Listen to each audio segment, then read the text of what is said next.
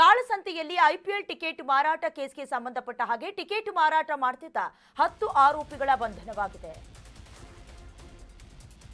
ಕಾಳಸಂತೆಯಲ್ಲಿ IPL ticket ಮಾರಾಟ ಕೇಸ್ಗೆ ಸಂಬಂಧಪಟ್ಟ ಹಾಗೆ ಟಿಕೆಟ್ ಅನ್ನ ಬ್ಲಾಕ್ಗಳಲ್ಲಿ ಮಾರಾಟ ಮಾಡ್ತಾ ಇದ್ರಲ್ಲ, ಅವರಲ್ಲಿ 10 ಜನ ಆರೋಪಿಗಳನ್ನ ಅರೆಸ್ಟ್ ಮಾಡಲಾಗಿದೆ.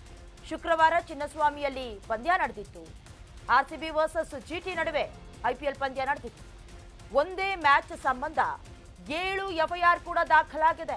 ಕಬ್ಬನ್ ಪಾರ್ಕ್ ಠಾಣೆಯಲ್ಲಿ 7 ಎಫ್ಐಆರ್ ದಾಖಲಾಗಿದ್ದು, ಬ್ಲಾಕ್ನಲ್ಲಿ ಟಿಕೆಟ್ ಮಾರಾಟದ ಸಂಬಂಧ ಬಂಧನವಾಗಿರುವುದು. ಒಟ್ಟು 10 ಆರೋಪಿಗಳನ್ನ ಆಲ್ರೆಡಿ ಪೊಲೀಸರು ಅರೆಸ್ಟ್ ಮಾಡಿದ್ದಾರೆ. ಆರೋಪಿಗಳ ಬಳಿಯಿದ್ದ 19 ಟಿಕೆಟ್ಗಳು ವಶಕ್ಕೆ ಹೇಗೆ ಸಿಗತ್ತೆ, ಏನು ಇಂಟರ್ಲಿಂಕ್ಗಳೇನು, ಬಹಳ ದೊಡ್ಡ ತಲೆನೋವು.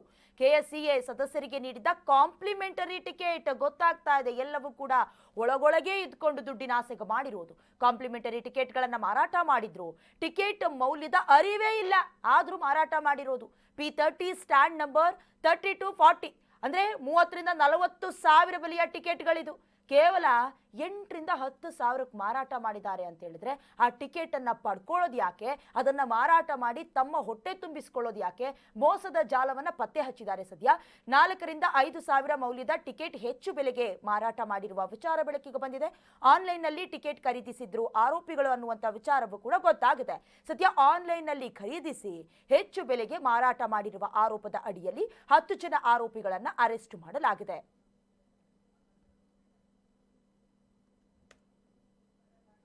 ಈಗಾಗಲೇ ನಿಮಗೆ ಗೊತ್ತಿದೆ, ರಾಜ್ಯದಲ್ಲಿ ಐಪಿಎಲ್ ದಂಧೆ ಯಾವ ರೀತಿ ನಡೀತಾ ಇದೆ, ಟಿಕೆಟ್ನ ದಂಧೆ ಅನ್ನೋದು ಗೊತ್ತಿದೆ. ಒಂದು ಕಡೆ ಬಹಳಷ್ಟು ಕ್ರಿಕೆಟ್ ಅಭಿಮಾನಿಗಳು ಕಾತುರದಿಂದ ಕಾಯ್ತಾ ಇರ್ತಾರೆ, ಟಿಕೆಟ್ ಸಿಕ್ಕಿಬಿಟ್ರೆ ಸಾಕು ಅಂತ ಆರ್ಸಿಬಿ ಮ್ಯಾಚ್ ನೋಡೋದಕ್ಕೆ. ಬಟ್ ಒಳಗೊಳಗೆ ಆಗುವಂತಹ ಈ ದಂಧೆಗಳಿದೆಯಲ್ಲ, ದೊಡ್ಡ ತಲೆನೋವು ತರುವಂತಹ ವಿಚಾರ. ಮಫ್ತಿಯಲ್ಲಿ ಟಿಕೆಟ್ ಕೊಳ್ಳುವ ಸೋಗಿನಲ್ಲಿ ಸದ್ಯ ಲಾಕ್ ಆಗಿದ್ದಾರೆ. ಆರೋಪಿಗಳನ್ನ ಪೊಲೀಸರು ಲಾಕ್ ಮಾಡಿದ್ದು 7 ಪ್ರಕರಣ ದಾಖಲಾಗಿದೆ. 10 ಜನ ಆರೋಪಿಗಳ ಅರೆಸ್ಟ್ ಆಗಿದೆ. ಇವರಲ್ಲಿ ಪ್ರದೀಪ್, ಸಾಗರ್, ಕಿರಣ್, ಜೀವನ್, ಭರತೇಶ್, ಶಶಿಕುಮಾರ್, ಸೋನು ಕುಮಾರ್ ಹಾಗೆ ಶ್ರೀಕಾಂತ್ ಹಾಗೆ ಕಿರಣ್ ಅನ್ನ ಅರೆಸ್ಟ್ ಮಾಡಿದ್ದಾರೆ. ಎಂಕ್ವೈರಿ ನಡೀತಾ ಇದೆ.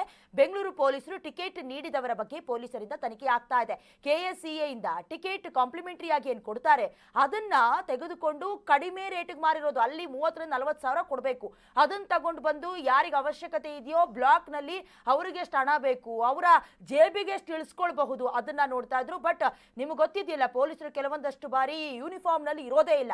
ಈ ವಿಚಾರದಲ್ಲಿ ಹೀಗೆ ಸಿಕ್ಕಾಕೊಂಡಿರೋದು. ಸದ್ಯ ವಿಚಾರಣೆ ನಡೀತಾ ಇದೆ, ಜೊತೆಗೆ ಅರೆಸ್ಟ್ ಆಗಿದ್ದಾರೆ. ಈ ಜಾಲ ಚಿಕ್ಕದಂತೂ ಖಂಡಿತ ಇರೋದಿಲ್ಲ.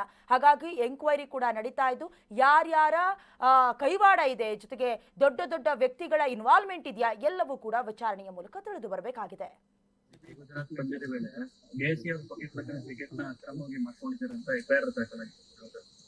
ದಾಖಲಾಗಿದ್ರೆ ಅವ್ರ ಮೇಲೆ ಕ್ರಮ ತಗೊಳ್ತಾರೆ ಪೊಲೀಸ್ನವರು.